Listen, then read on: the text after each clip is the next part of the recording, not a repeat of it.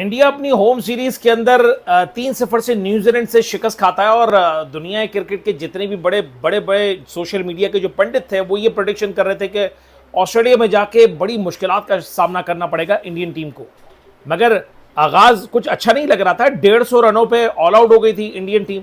मगर जसप्रीत बुमराह ने जिस तरीके से बॉलिंग का मुजाहरा किया और इंडिया की जानिब से ज़बरदस्त बॉलिंग का मुजाहरा करते हुए आज की अगर विकेटों की अगर तादाद की बात की जाए तो 5 खिलाड़ियों को उन्होंने आउट कर लिया और 30 रन के एवज। मगर ऑस्ट्रेलियन बैटिंग लाइनअप की कमर तोड़ दी और उसके परखचे उड़ा दिए। 104 रन के ऊपर ऑस्ट्रेलिया को ऑल आउट कर दिया।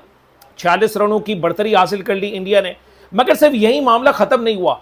अब कहानी यहां शुरू होती है कि 150 रनों पर ऑल आउट होने वाली टीम अभी 172 रनों पर कोई भी खिलाड़ी उसका आउट नहीं हुआ। जायसवाल जैसा जबरदस्त अटैकिंग बैट्समैन और एक्सपीरियंस बल्लेबाज केएल राहुल की पार्टनरशिप 172 रनों की लग रही है, जिसमें जायसवाल के 90 रन है वो उन्होंने 193 गेंदों पे बनाए और 62 run KL Rahul not out खड़े हुए विकेट के ऊपर 153 गेंदों के ऊपर।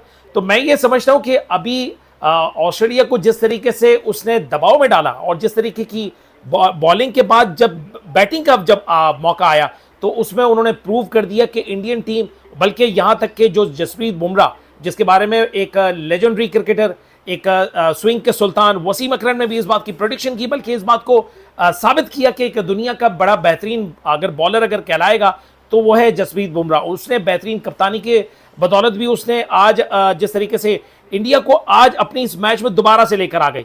सीरीज मैचेस जीतता है नहीं जीतता है, मगर आज की इस दूसरे दिन के स्टंप के तक जो है वो इंडिया अब तक कल का दिन भी डोमिनेट किया 150 रन के ऊपर आउट होने के बावजूद। 67 पे 7 खिलाड़ी आउट। मेरे हिसाब से मैंने जो आपको कल कहा था कि 30 या 25-30 रन अगर इजाफी के तौर पे अगर कर भी देता है तो ये 100 रनों पे जाएगा नहीं, 50 रनों के करीब करीब लीड होगी, उसके करीब भी बात आ गई।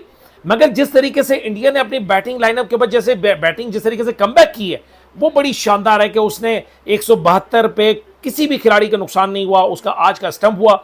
अब कल का दिन जो, हालांकि आज अगर देखा जाए तो 57 ओवर जो है वो इंडिया ने खेले, टोटल 67 ओवर चले। पहला सेशन की अगर बात की जाए जो इंडिया की तरफ से बैटिंग की गई थी वो 84 रनों की थी। दूसरे सेशन की अगर बात की जाए यानी आखिरी सेशन उसमें 88 रन पड़े थे, मगर बगैर किसी नुकसान के विकेटों के।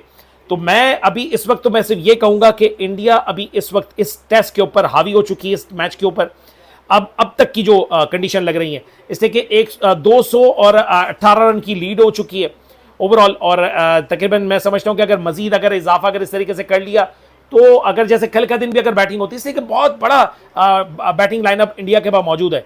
और विकेट जिस तरीके से यही विकेटें हैं जिसमें ऑस्ट्रेलिया अगर 104 पे ऑल आउट हो जाती है, 150 पे ऑल आउट इंडिया हो जाती है और उसके बाद अब 172 पे इंडिया का कोई भी खिलाड़ी जो जिसका नुकसान नहीं हुआ, तो उसका मतलब ये कि अब हो सकता है मे बी पॉसिबल कि ये एक्सीलेटर पे पैर इंडियन बैटिंग लाइनअप का अगर लगा हुआ, अगर मजीद अगर इसमें 250 रन का और मजीद इजाफा कर दिया जाता है तो मैच बासानी इंडिया अपने हाथ में अपनी गिरफ्त में कर लेगा। बाकी ओवरऑल आपकी क्या राय है आज की इस दिन के मुताबिक? हालांकि हर्षद राणा ने भी 3 खिलाड़ियों को आउट किया, उसके बारे में भी कहा जाना चाहिए। सिराज के तो 2 खिलाड़ी कल के आउट थे, तो उस डीएसपी ने जिस तरीके से 2 अहम खिलाड़ियों को, मिचेल मार्श को और इसके अलावा लिविशन को आउट किया था, उसको अरेस्ट किया था।